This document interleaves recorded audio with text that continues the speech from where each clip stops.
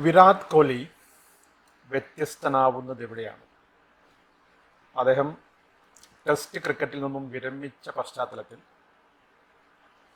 നമ്മൾ പ്രധാനമായിട്ടും പുതിയ ടീമിനോട്, അല്ലെങ്കിൽ നമ്മുടെ പുതിയ നായകനായിട്ട് ശുഭ്മാൻ ഗിൽ വരും എന്നേറെക്കുറെ ഉറപ്പാണ്. ടീം ആകെ മാറുന്നില്ലെങ്കിൽ പോലും സീനിയേഴ്സ് എല്ലാം പോവുകയാണ്. രവിചന്ദ്രൻ അശ്വിൻ നമ്മുടെ കഴിഞ്ഞ ബോർഡർ ഗവാസ്കർ ട്രോഫി പരമ്പരയിലാണ് അദ്ദേഹം പോയത്, വിരമിച്ചത്. അതിനുശേഷം കഴിഞ്ഞ ആഴ്ചയാണ് രോഹിത് ശർമ്മയുടെ വിരമിക്കൽ പ്രഖ്യാപനം വന്നത്. ഇപ്പോഴും വിരാട് കോഹ്ലിയും വന്നിരിക്കുന്നു. ഇനി നമ്മുടെ ടെസ്റ്റ് ടീമിലേക്ക് നമ്മുടെ വൈറ്റ്, അതായത് ടെസ്റ്റ് എന്ന് പറഞ്ഞാൽ അത് വൈറ്റ് ആണ്, നമ്മുടെ വൈറ്റ് ബോൾ അല്ല, വൈറ്റ് ടീമാണ്. വൈറ്റ് ടീമിലേക്ക് വരുമ്പോൾ സീനിയേഴ്സ് എന്ന് പറയാൻ ജസ്പ്രീത് ബുംറ, മുഹമ്മദ് ഷമി, KL രാഹുൽ, രവീന്ദ്ര ജഡേജ, ഇവരെ മാറ്റി നിർത്തി കഴിഞ്ഞാൽ ഗിൽ ഉൾപ്പെടെ എല്ലാവരും പുതു തലമുറക്കാരാണ്. അവരോടാണ് ഞാൻ നേരത്തെ ചോദിച്ച ചോദ്യം, വിരാട് കോഹ്ലിയുടെ സ്ഥാനം എവിടെയാണ്? ക്രിക്കറ്റിൽ നമ്മൾ ആദ്യ കാലം മുതൽ എടുത്തു കഴിഞ്ഞാൽ നമ്മൾ ക്ലാസിക് ബാറ്റിംഗ്, നമ്മുടെ ടെസ്റ്റിൻ്റെ ഒരു അലങ്കാരമായിട്ട് നമ്മളൊക്കെ പറഞ്ഞിരുന്നത് ക്ലാസിക് ബാറ്റിംഗ് ആണ്.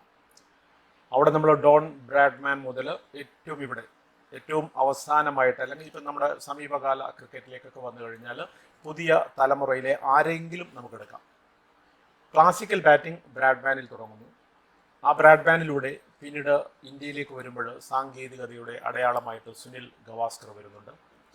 ഗവാസ്കറെ പിന്തുടർന്ന് അതേ സാങ്കേതിക മികവിൽ സച്ചിൻ ടെണ്ടുൽക്കർ ഉണ്ട്.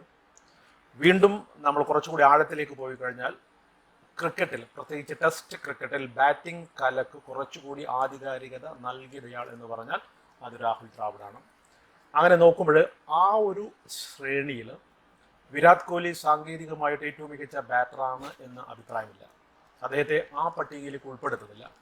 പക്ഷേ കോഹ്ലിയുടെ സ്ഥാനം എന്ന് പറയുന്നത് 2002 നാറ്റ്വെസ്റ്റ് ട്രോഫി ഏകദിന ഫൈനലുണ്ട്. നമ്മളൊക്കെ കണ്ട ഒരു ഫൈനലാണ്, ഇംഗ്ലണ്ട് വേഴ്സസ് ഇന്ത്യ ലോർഡ്സിൽ. ആ മത്സരത്തിൽ 300+ സ്കോർ ഇംഗ്ലണ്ട് നേടുന്നുണ്ട് ആദ്യം ബാറ്റ് ചെയ്ത്. ഇന്ത്യ മറുപടി ബാറ്റിങ്ങിൽ തുടക്കത്തിൽ തകർന്നു പോകുന്നു. പക്ഷേ മുഹമ്മദ് കൈഫ് ആൻഡ് യുവരാജ് സിംഗ്, ഈ 2 പേർ ചേർന്ന് യുവത്വത്തിൻ്റെ പ്രതീകങ്ങളായിട്ട് നമ്മുടെ ടീമിനെ ഐതിഹാസികമായ വിജയത്തിലേക്ക് നയിക്കുന്നുണ്ട്. ആ വിജയത്തിൻ്റെ മുഹൂർത്തത്തിൽ ലോർഡ്സിലെ ഗാലറിയിൽ നിന്ന് അന്നത്തെ ക്യാപ്റ്റൻ സൗരവ് ഗാംഗുലി അദ്ദേഹത്തിൻ്റെ ജേഴ്സി ഊരി വീശുന്നുണ്ട്. ഈ കാഴ്ച നമ്മളൊക്കെ ആസ്വദിച്ചെങ്കിൽ പരമ്പരാഗത ക്രിക്കറ്റിനെ, ക്ലാസിക് ക്രിക്കറ്റിനെ പ്രോത്സാഹിപ്പിക്കുന്നവർ, അതിൻ്റെ വക്താക്കൾ പറഞ്ഞത് ഒരിക്കലും ഗാംഗുലി ചെയ്യുന്നത് ശരിയായില്ല.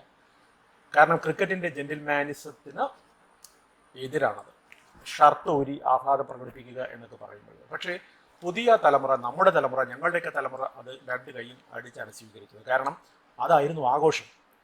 ആ ആഘോഷം, അതായത് ജെന്റിൽമാനിസം എന്ന പരമ്പരാഗത കൾട്ടിൽ നിന്നും അഗ്രസീവത്തിലേക്ക് നമ്മുടെ ക്രിക്കറ്റ് മാറുന്ന ഒരു ആഘോഷത്തിൻ്റെ വക്താവായിട്ട് സൗരവ് മാറിയെങ്കിൽ അതിൻ്റെ ഏറ്റവും മികച്ച പ്രചാരകനായിരുന്നു വിരാട് കോഹ്ലി. വളരെ അഗ്രസീവായിരുന്നു അദ്ദേഹം. അവിടെയാണ് അദ്ദേഹത്തിൻ്റെ സ്ഥാനം നിർണ്ണയിക്കേണ്ടത്. നമ്മുടെ ക്രിക്കറ്റിന്, ടെസ്റ്റ് ക്രിക്കറ്റ് എന്ന് പറഞ്ഞാൽ 5 ദിവസമാണ്. നമുക്ക് T20 ക്രിക്കറ്റിലെ 3.5 മണിക്കൂർ പോലും സഹിച്ചിരിക്കാൻ കഴിയാത്തവരായിട്ട് നമ്മൾ മാറുന്ന ഒരു പശ്ചാത്തലത്തിൽ ഒരു സ്റ്റേഡിയത്തിൽ 5 ദിവസം, അതായത് ആ തുടർച്ചയായിട്ട് ആ മത്സരം ആസ്വദിക്കുക എന്നൊക്കെ പറയുന്നത് എളുപ്പമുള്ള കാര്യമില്ല.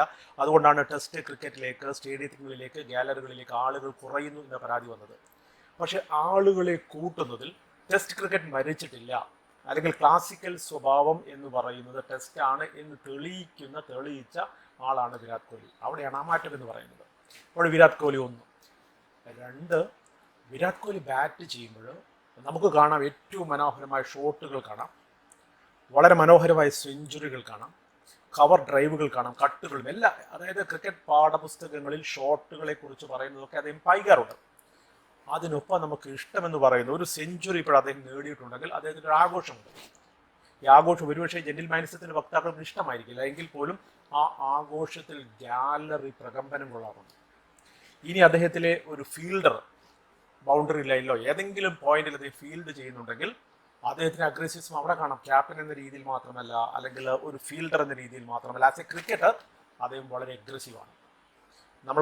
ഞാനൊക്കെ അദ്ദേഹത്തിൻ്റെ 2-3 വലിയ മാച്ചുകൾ, പ്രത്യേകിച്ച് 2011 വേൾഡ് കപ്പ് ഫൈനൽ വാങ്കഡയിൽ അത് നേരിട്ട് റിപ്പോർട്ട് ചെയ്യാൻ പറ്റിയിട്ടുണ്ട്. അതിനുശേഷം 2019 അത് നല്ല ഓർമ്മയല്ല, പക്ഷേ മാഞ്ചസ്റ്ററിൽ അന്നത്തെ വേൾഡ് കപ്പിന്റെ സെമി ഫൈനലിൽ ഇന്ത്യ ന്യൂസിലൻഡിനോട് തോൽക്കുന്നുണ്ട്.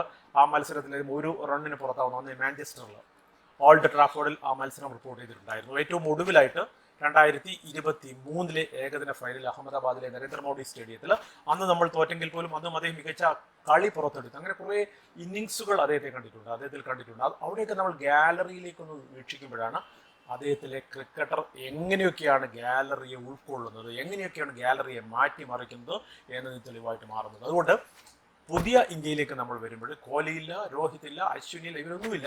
പുതിയ ഇന്ത്യയിലേക്ക് ഗില്ലും പുതിയ സംഘവുമാണ്. അവർ പ്രതീക്ഷയുണ്ട് നല്ല താരങ്ങളുണ്ട്. ഇപ്പം IPL-ലേക്കൊക്കെ നമ്മൾ വന്നു കഴിഞ്ഞാൽ ഏറ്റവും നല്ല താരങ്ങളുടെ ഒരു മേച്ചിൽ പുറമായിട്ട് IPL മാറുന്നുണ്ട്. അപ്പോൾ ഈ പുതിയ താരങ്ങളോട് പറയാനുള്ള ഒരു കാര്യം, കോഹ്ലി ആവണം.